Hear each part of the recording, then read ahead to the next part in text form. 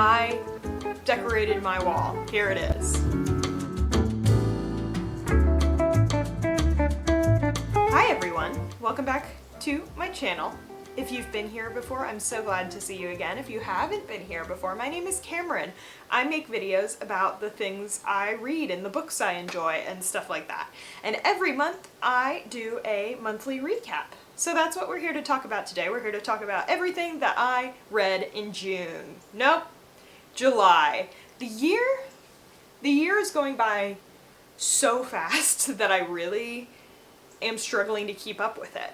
And I think my reading is reflecting that. I don't know if this was my worst month of the year. I would probably say it isn't, because a lot of the books I read this month were exceptional. I really enjoyed them. I read a lot of nonfiction, which if you know me, you guys know I'm a big fiction reader, and like one of my reading goals from this year was to read more nonfiction books. I read quite a bit this month, which is great, but for me and my little brain, nonfiction kind of operates a little slower. Like it's a slower going situation for me. I'm getting way ahead of myself though. Something I always talk about is my stats. I time my reading, so let's go over my stats and we'll talk about it. So, in July, I read 2,612 pages total. I only read for 45 hours, and one of my monthly goals this year was to read 50 hours a month. So I am a little disappointed with myself for that. I don't know if you guys heard that sneeze or if that truck covered it up, but that was the loudest sneeze I've ever heard. So I was trying to read 50 hours every month, and it did not happen this month, gang. And that's okay. One of the things that I try to encourage both myself and anyone who watches my videos is sometimes you don't hit your goals. And that is like okay. That's an okay thing to do. Like honestly, this month I just found myself really not being motivated to read, which you're gonna laugh when you hear the number of books I read. But before that, I read 153 pages per hour. I wonder why. It's because I read a bunch of graphic novels. So, because I read a bunch of graphic novels, I was able to complete 17 books this month, 5 of which were audiobooks, which also is a lot more slow going for me. I read much faster than audiobook listeners speak. I think if we were to hit my reading speed in audiobooks, it probably would be like times 3.7 speed. And I listen to my audiobooks on times 2 because my brain operates too quickly to be working on the regular audiobook speed. I don't know, gang. But yeah, I read 17 books, 5 of those were audiobooks, and I think 6 of them were graphic novels. Is that cheating? I don't know. But graphic novels are really great because they actually really help pull me out of a reading slump, because graphic novels aren't that much of reading. And I made like a short about this. Oh, I post shorts like most days of the week, so you guys should watch those. But a lot of my commenters on a video I made about graphic novels said, oh yeah, we love graphic novels. It helps us out of reading slumps. A lot of them said if they're dyslexic, that's a big way that they get into reading, is that it's not so many words on a page and it's a lot easier to process, which is great. So yeah, we love graphic novels, and I will tell you about them when we go through the list. My best day read, I read 390 pages. I know for a fact that was a day where I read graphic novels exclusively. And then my best day read in minutes, I read 223 minutes in a day. And I think, you know what, I know exactly what that was. It was me finishing an audiobook, which I will tell you about in a minute. And then my average star rating was 3.5 stars for all of my books. A lot of the books I read were mediocre, I would say. But many of the books I read were excellent, were so good, and I'm going to talk about them a little bit more. But let's talk about some of my goal books, because every month I have a goal to read a classic book, a nonfiction book, and a translated book. So let's talk about those first. Let's talk about my classic book. And this book was amazing. I really recommend it. I read Native Son by Richard Wright. Earlier this year, I read one of his shorter stories called The Man Who Lived Underground. And Richard Wright was writing fiction as a black author in America in like the 30s and 40s and 50s, and he was a best-selling author, and a lot of his works have to do with being black and the justice system in America. Like, The Man Who Lived Underground is about a man who had to run away from the police because they falsely accused him of committing a crime that he didn't commit. Native Son is about a young man who begins to work for a family and accidentally kills their daughter, their white daughter. So it was about the fallout of that and how he was treated, and a lot of it has a lot of critiques for how America at the time behaved towards black people. Really, really good. I read the audiobook version, and I thoroughly enjoyed it. I have been making it a goal this year to try and read more books outside of my personal perspective as a white woman, as a cis white woman. So that one was a really, really great opportunity. And I also think Richard Wright has a really nice voice. Like, the main character was really easy to track with and like make sense because he spoke like a normal person. He felt like someone who could jump off the page. It was so good. I really recommend it. It was one of the last books I read this month. The translated work I read was The Girl Who Reads on the Metro by Christine Ferret-Fleury. I'm sure it's pronounced more French than that, than I just did, but I don't speak French or anything like that. So, oops.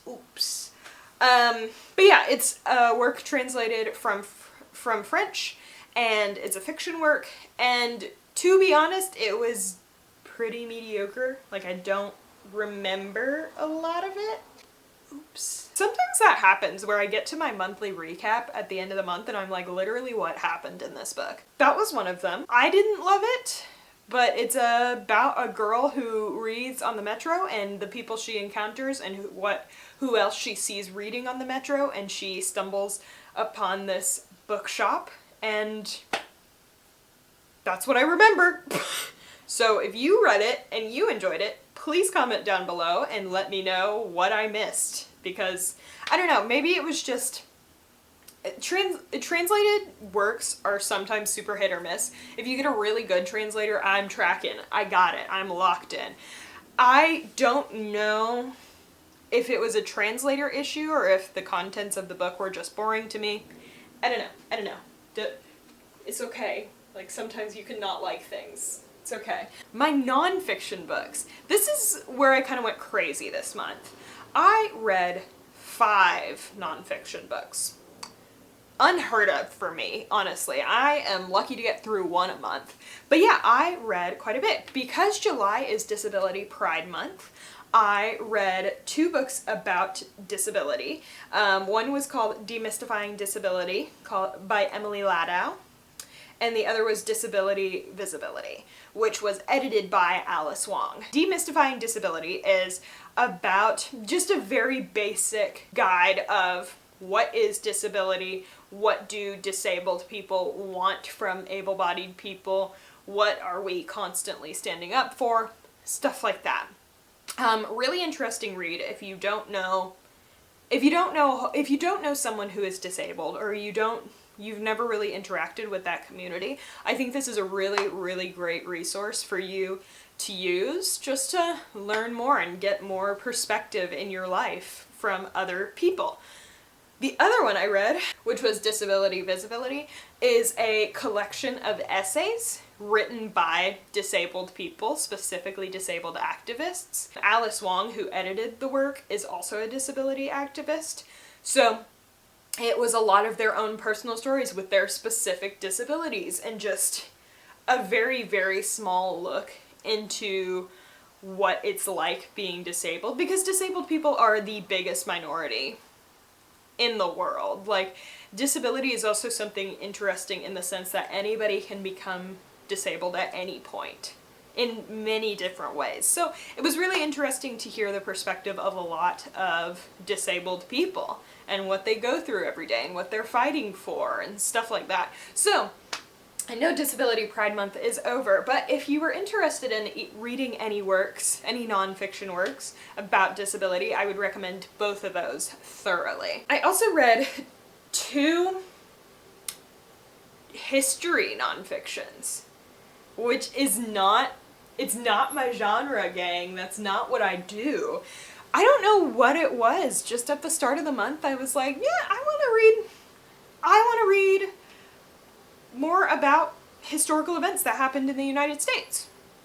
And so I picked up a book called In the Houses of Their Dead by Terry Alford, which is a book about the Lincoln family, as in like Abraham Lincoln and Mary Todd Lincoln, and then the Booth family, like John Wilkes Booth and his family, and kind of weird coincidences with their family, and also the relationship that both of those families have to spiritualism, because Mary Todd Lincoln, for instance, was very, very spiritual. She went to lots of seances, a bunch of stuff like that. And it was just a very interesting parallel, because John Wilkes Booth's older brother was a very famous actor. So they encountered each other several times. Abraham Lincoln loved going to the theater, so there were actually several times where he saw both John Wilkes Booth's older brother and John Wilkes Booth acting, because that was Booth's day job, was being an actor. So yeah, lots of weird coincidences. I thought it was very interesting. Yeah, so that one is one that I would check out if you're at all interested in that. I am not like a huge like president history person, but I thought this book was really, really interesting. And then the other one that I read was The Devil in the White City by Eric Larson, which is about a serial killer that was active during the World's Fair in Chicago in the early 1900s, I think. I don't remember the date. I'm so sorry. But yeah, it's about like the architect team that built the White City, as it was known, which was the big fairground where the World's Fair took place. And the serial killer that was literally living and working and killing like a street down from the World's Fair. It was very cool. I thought it, and it was also a serial killer that I'd never heard of. I'm not like a huge true crime person. I don't really believe in the glorification of serial killers. But H.H. Holmes, which is the name of this guy, was someone I had never heard of before. So it was cool to learn something that I hadn't heard about. So yeah. And then the final nonfiction book that I read, because I'm learning about intersectionality and making it a goal to try to become a better ally to people who are different from me, as a lot of us should be doing, particularly if we are white. Yeah, I read Hood Feminism by Mikki Kendall, and it was just an analysis of the performative nature of white feminism and how it's kind of, specifically this book is about Black communities, and how Black communities often are left behind in that conversation because there's such taboo around that because they were not included in the concept of feminism and still aren't regularly today.